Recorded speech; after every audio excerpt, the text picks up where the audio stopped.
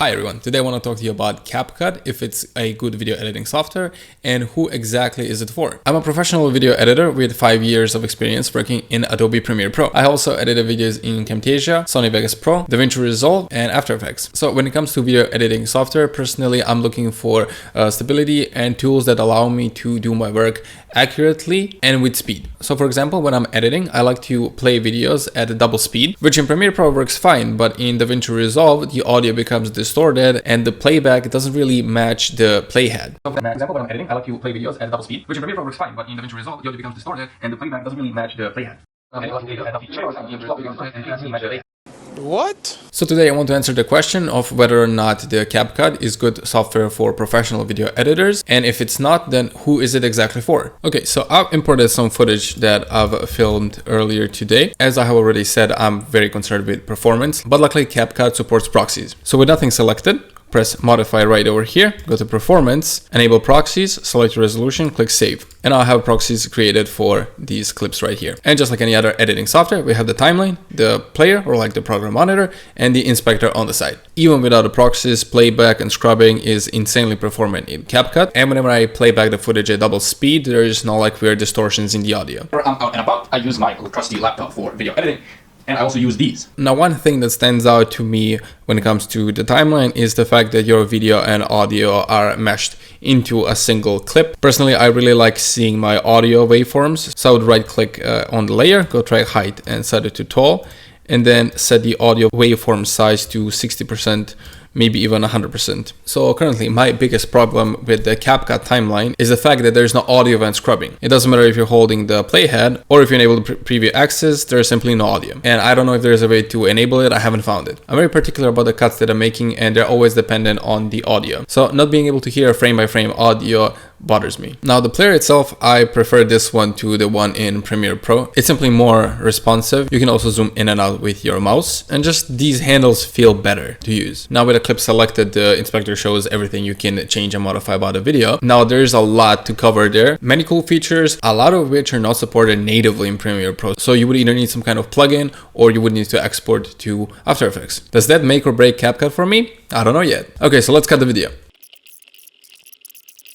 And there we go, cutting is done. I have to say, performance is just really good. I just really wish there was audio while scrubbing. It would really help me cut even faster. So I took a look at the default shortcut layer in CapCut and gotta say it's pretty good. So for example, there are these shortcuts called delete left and delete right, which takes the position of the cursor and deletes everything that's to the left or to the right of your playhead. Those are like one of the most useful shortcuts you can perform when editing, and I really appreciate they put it on buttons such as Q and W. Okay, so now let's add some transitions. Now something I really like about CapCut is just the sheer amount of presets that come with it. And not just transitions, but like video effects, audio effects, text. So let's go into transitions. Let's find our cut on the timeline. Put my mouse cursor right here.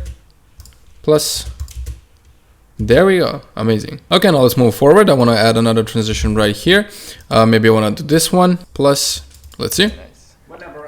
And there we go, just like that. So easy, so fast. Captions. Adding captions is like extremely simple. Let's go to text. Let's go auto captions, generate. And there we go, a couple of seconds later, and our entire video is captioned. Oh, the captions are looking kind of boring. No problem. Select any of them. Go to templates. Let's choose this one. And there we go. One click. Fully animated, super cool looking captions. So something I do a lot when editing is animating text or different graphics. How is this done in CapCut? So here we have a nice white monster. So to animate, we can enable keyframes on the transform in the inspector. Let's move forward a little bit. Let's add another keyframe right there. Go back to the beginning and let's pull it down. And now when we play it back, animated, but obviously it's not smooth. How do we make it smooth? We can right click on the clip and go show variable speed animation. Yes, that one. So I'm interested in altering X and Y values. So let's select those keyframes and let's click this button right here, which is auto curve.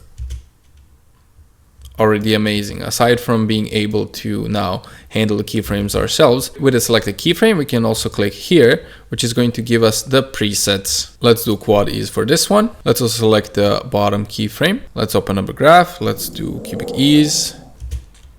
And there we go. A lot better. Now this might be a bit random, but I really appreciate the fact that there is multicam editing workflow in CapCut. This is the timeline of one of my latest projects, and I think it's pretty obvious that multicam editing can be a real pain. So to enable multicam editing, you would select multiple videos in your media pool, I guess. Right click, create multi-camera clip. Here you can like sync them based on audio, and you can just hit create and a new multi-camera clip is created.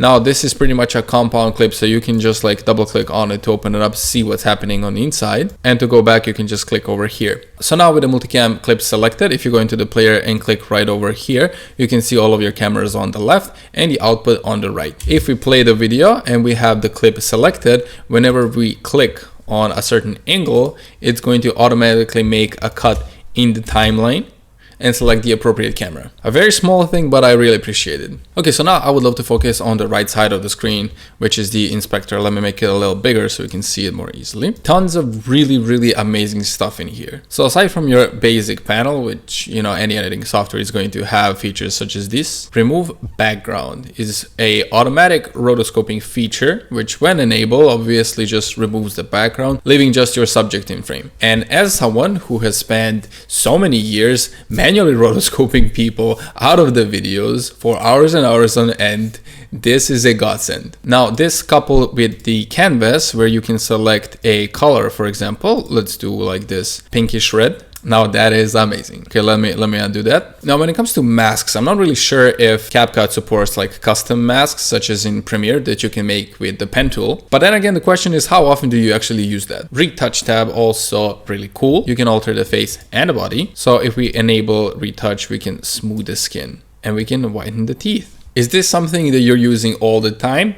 Maybe, maybe not. But if you need it and it's right there, it's really good. Premiere doesn't have anything like this. Or maybe it does? Let's put some makeup on this pretty boy. Oh yeah. So notable things in the audio tab are normalize loudness, reduce noise, and in the voice changer, you can change your voice. Hi everyone, this is a little test video. Let's go what's in my fridge. That's really cool. So here I have a video that's been recorded in 120 FPS, so we can try out like the slow-mo and like these speed ramping features in CapCut. Let's select our video. Let's go speed and then curve. And in here we have a really good speed ramp video editor. These little things right over here are our keyframes. And to add a new keyframe, you can just press plus down here, but there are also really good presets. Let's try out the bullet preset. So let's say we wanted it to be pretty quick until like this point. We can just move our keyframe right over there. Now we wanted to slow it down. So let's move the slower keyframe down here. This one to match. And then I wanted to pick back up the speed just like that. Let's make it pick up the speed a little sooner. Slows down. And speeds back up again. Animation tab, also really cool. You have this little kind of like transitions, but not really. It's more like animations applied onto the video. And then you can combine different in and out animations to create your own custom transitions or other similar effects. Let's select our video and let's do this zoom in, for example, right? And then on this one, let's go animation in and let's do this one, for example. And this is the result. Really quick. That's the thing about CapCut, everything is like so quick, it's right there. And lastly, we have adjustment, which is just like color correction. Now it's not as advanced as something you would find in Premiere or in DaVinci Resolve, but this is more than enough for like 90% of people. And at the end of the day, if you really need more advanced color correction, you can always just download DaVinci Resolve, export a video from CapCut, put it in there, do your color correction that way. Now I haven't gone over all of the features of CapCut, but more so something that stood out to me as someone who's been using Premiere Pro for years and years now. So let's try and answer the question of who is CapCut for? I can definitely see myself using CapCut for a more serious project. There are some little things that bother me or that I'm missing, but nothing major that I couldn't get used to. The main advantage of CapCut is just how quickly you can do stuff thanks to all the presets and smart functions built into CapCut. It definitely feels better for the types of videos that are popular today, and I'm talking about short form content on social media like TikTok or Instagram Reels. Because if you are someone who regularly needs tons of different, very interesting transitions transitions and also auto captioning, CapCut is simply made for you. So as it is right now, I wouldn't really say that CapCut is for professionals, maybe at some point in the future, but there's definitely many features in this program that will keep me coming back. And if I was ever to edit for a channel that needs a lot of short form content that follows the trendy effects and transitions, I will definitely be using CapCut. At the end of the day, it's a free software that in my opinion is worth learning, and I would say you can even earn some money with CapCut. That's it, bye.